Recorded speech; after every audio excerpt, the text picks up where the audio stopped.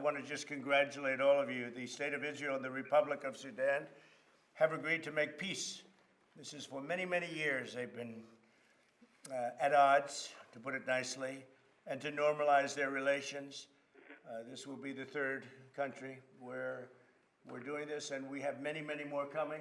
They're coming at us hot and heavy. In the coming weeks, they will meet to negotiate cooperation agreements. You saw that happen with UAE and Bahrain recently in agriculture, technology, aviation.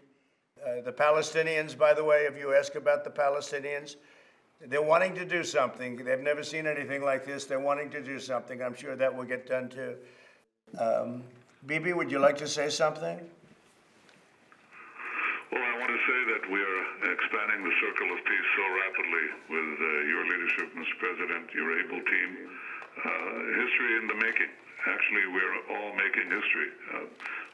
They're falling into line. Everybody's going to be involved in this very shortly. I would say, well, who knows? I can't exactly put a date on, but within a very few number of months, everybody's going to be in this deal. You referenced some other countries.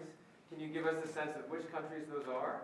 And you also said that the Palestinians want to do something. Yeah. Can you give us an update on the status of those talks? No, I mean, they're both just statements that we have many countries wanting to come in.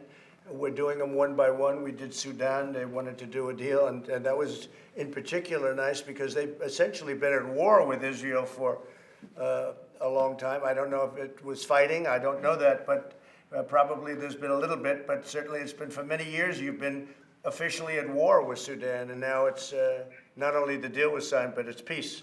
So that's official, and that's nice.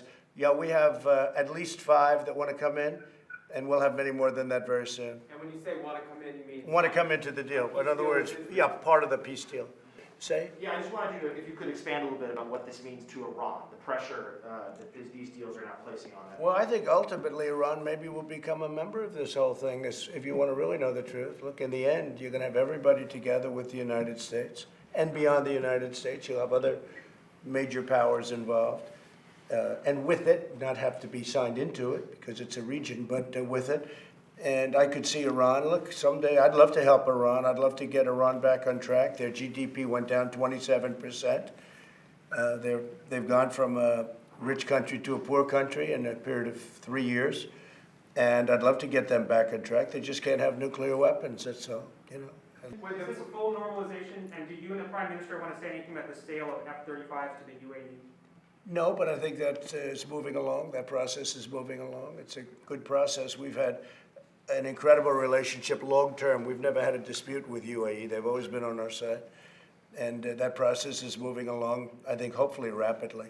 So are they coming to D.C. soon? We will have them, along with some other countries that you will be hearing about coming, probably simultaneously. And then ultimately we're going to have a big reunion at the end where everybody's here and everybody's going to be signed. And we expect that Saudi Arabia will be one of those countries. So I think that if a new deal is offered, and that's what I actually said when I spoke to the U.S. Congress, a different deal is offered, it would be welcome.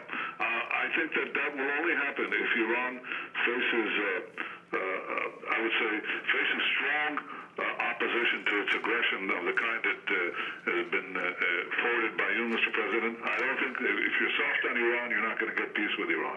If you're strong against Iran and prevent it, as you just said, from achieving nuclear weapons, then I think that they might come around to a better deal. A better deal, a real deal, I think is something that no one will be opposed to. But so far, that's not been available.